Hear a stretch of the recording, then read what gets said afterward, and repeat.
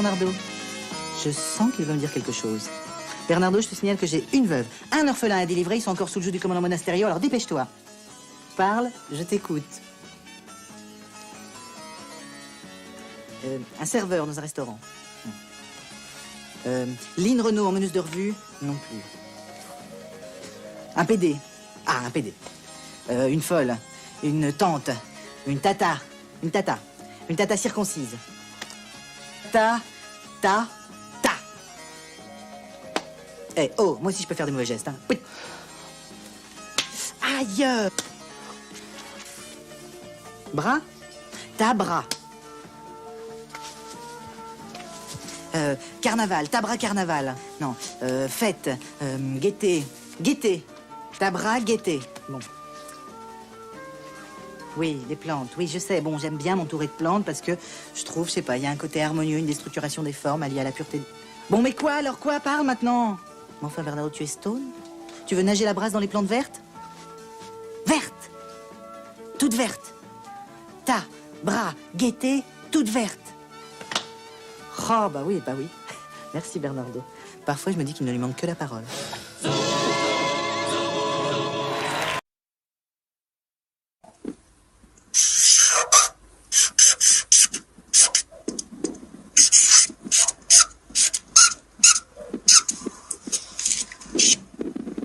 Oh, regardez-moi cette affiche. Z, le degré zéro de la politique. De la com que pour la com.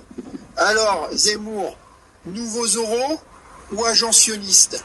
Réponse samedi 23 octobre au Puy-en-Velay à 17h où je donnerai une conférence sur le thème la réponse nationaliste à la mode Zemmour et à ses probables candidatures. Venez nombreux.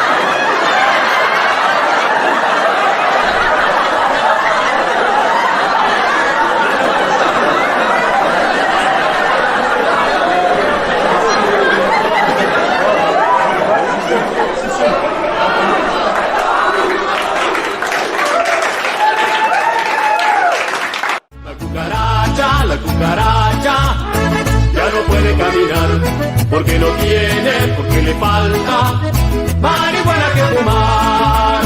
La cucaracha ya no puede caminar porque no tiene, porque le falta marihuana que fumar. A few inches later. S'il vous plaît. Non seulement ils ont de l'argent, mais ils s'entraident. Ce que j'en déduis et que je propose est très simple. Puisque les Juifs sont riches et qu'ils sont solidaires, devenons tous juifs. C'est une information passée un peu inaperçue en fin de semaine dernière, mais dont on a parlé sur Radio G, sur laquelle nous revenons ce matin. Il s'agit de la relaxe jeudi dernier d'Ivan Benedetti, après avoir tenu pourtant des propos négationnistes lors d'une audition d'une commission à l'Assemblée nationale consacrée au groupuscule d'extrême droite en 2019. Selon la justice, si le négationnisme de ses propos est avéré, Ivan Benedetti ne peut pas être condamné car ses déclarations n'étaient pas publiques mais à huis clos.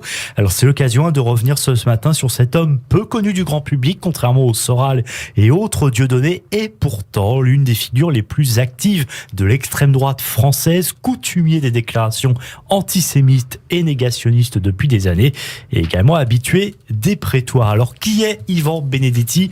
C'est notre décryptage de l'info ce matin avec vous, Eva Soto.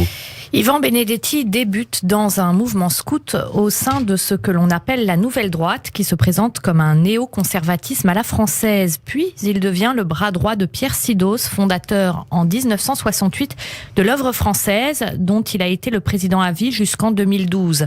Un groupuscule antisémite, raciste et pétainiste. Le Soleil, le journal de l'Œuvre française, a une obsession pour ce que le groupuscule appelle la pieuvre sioniste. Par exemple, en 1971, la chef du gouvernement israélien, Golda Meir, est caricaturée dans ce journal sous les traits d'une pieuvre. En 1990, Pierre Sidos, invité dans une émission de télévision, avait déclaré être antisémite ni plus ni moins que Saint-Louis, le roi Louis IX, qui avait en effet imposé le port de la rouelle aux Juifs au XIIIe siècle. Et on est cette fois au début des années 2000, le fameux Pierre Sidos dont vous venez de parler, qui avait déclaré d'ailleurs quelques années plus tôt soutenir le Front National de Jean-Marie Le Pen, autorise ses militants à entrer dans le parti lepéniste, qui se retrouve alors en plein conflit avec Bruno Maigret, qui a créé de son côté le mouvement national républicain, le MNR. Et Yvan Benedetti suit les conseils de Pierre Sidos et franchit le pas en entrant au FN tout en restant à l'Œuvre française. En 2011, lors de la succession de Jean-Marie Le Pen à la tête du Front National, Benedetti soutient la vieille garde du parti incarné par Bruno Gollnisch, dont il dirige la campagne, mais c'est Marine Le Pen qui est élue. Benedetti reste tout de même au FN, mais il accorde une interview dans laquelle il se présente comme antisioniste, antisémite et anti-juif. Il est exclu du Front National en juillet 2011. Yvan Benedetti reprend l'année suivante la présidence de l'Œuvre française, mais en 2013, le groupuscule est dissous par le gouvernement socialiste et le ministre de l'Intérieur Manuel Valls. C'est alors un événement pour l'extrême droite, car l'Œuvre française est alors le plus ancien groupuscule encore en activité. Cela fait suite à une affaire retentissante, l'affaire Clément Méric, au nom de ce militant antifasciste mort en juin 2013, après une rixe entre un groupe de skinheads d'extrême droite et un groupe d'extrême gauche. Elle conduit à la dissolution du groupe d'extrême droite Troisième Voie, dont étaient issus les skinheads, et de son service d'ordre, les jeunesses nationalistes révolutionnaires, dirigées par Serge Ayoub, qui a notamment posté plusieurs tweets antisémites contre Frédéric Aziza en 2013. Benedetti restera très proche de Pierre Sidos jusqu'à la mort de ce dernier en 2020. Il écrit alors sur Twitter: tout au long de sa vie, son honneur s'est appelé fidélité, fidélité à son nom et fidélité à un idéal frappé de la croix celtique. Pierre Sidos, présent.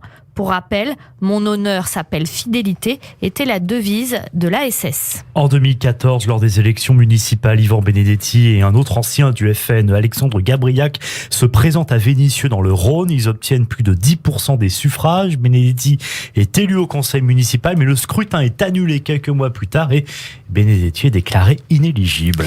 En 2015, il devient porte-parole du Parti nationaliste français à la suite de la réactivation de ce mouvement né en 1983. Il est aussi président du groupuscule identitaire Jeunes Nation, qui organise des camps d'été tous les ans, comme le rapportaient en juillet 2020 nos confrères de Slate dans un reportage édifiant dans lequel un participant à l'un de ces camps d'été affirmait que les chambres à gaz n'ont pas existé et que c'était une invention du système judéo-maçonnique. Un autre participant hurlait régulièrement « mort aux Juifs ». Je renvoie effectivement nos auditeurs et auditrices à cet article que vous pouvez trouver en libre accès sur Internet. Puisque vous parlez justement, Eva, de négationnisme en 2018 à l'occasion de la mort de Robert Faurisson, Yvan Benedetti le qualifie, je le cite, de héros des temps modernes. Et quelques mois plus tard, en avril 2019, Benedetti affirme que les travaux de Faurisson sont sérieux. C'est lors d'une audition devant la commission d'enquête parlementaire consacrée à la lutte contre les groupuscules d'extrême droite. Il conteste la Shoah et le chiffre de 6 millions de morts en déclarant notamment « Tous les chiffres officiels diminuent dans chacun des camps sauf le chiffre chiffre de 6 millions. Il faut laisser aux historiens la possibilité de travailler sur le sujet. Il n'appartient pas aux politiques de le faire. 2 députés, Muriel Ressigné et Adrien Morenas, alors respectivement présidente et rapporteur de la commission d'enquête, signalent à la justice les propos tenus par Yvan Benedetti. Une enquête préliminaire est ouverte en juin 2019 par le parquet de Paris pour contestation de crimes contre l'humanité. La justice avait alors classé ce signalement, considérant que les débats n'étaient pas publics car l'audition était à huis clos, mais la Ligue internationale contre le racisme et l'antisémitisme, la LICRA, a fait citer Yvan Benedetti devant la 17e chambre du tribunal correctionnel pour contestation de crimes contre l'humanité. Et une première audience a eu lieu en novembre dernier. Le jugement de jeudi l'a donc relaxé pour la justice. Certes, Yvan Benedetti a contesté dans ses propos les crimes dont avaient été victimes les Juifs, mais il n'est pas établi qu'il ait eu la volonté de les rendre publics. C'est effectivement important d'en reparler, mais comme ça a eu lieu jeudi dernier, c'était le même jour effectivement que le procès d'Éric Zemmour après ses propos sur Philippe Pétain. Donc forcément, le cas Benedetti a été relégué à tort, je trouve, à la trappe, voilà, au second plan. Ce n'est pas la première fois en plus que Yvan Benedetti a affaire à la justice. En juin 2019, il est condamné en appel à 8 mois de prison avec sursis pour la non-dissolution de l'œuvre française. Yvan Benedetti a été condamné en juin dernier à 100 jours amende et à 100 € pour avoir publié en 2020 sur le site Jeune Nation qu'il administre une vidéo du militant d'extrême droite Hervé Lavin d'Irisène intitulée « Les Juifs, l'inceste et l'hystérie » dans laquelle les membres de la communauté juive sont décrits selon le tribunal comme étant dans leur ensemble, de par leur singularité, naturellement incestueux. Et Yvan Benedetti n'en a pas fini avec la justice. Il sera jugé à la fin de l'année pour une altercation avec une équipe de l'émission Quotidien sur TMC. C'était lors d'une manifestation anti-PMA en octobre 2019 à laquelle avait participé Hervé Ryssen aussi, justement. Des journalistes de l'émission avaient été pris à partie lors de cette bousculade, du matériel dégradé, dont une caméra. On en reparlera bien sûr sur Radio J. Merci Eva.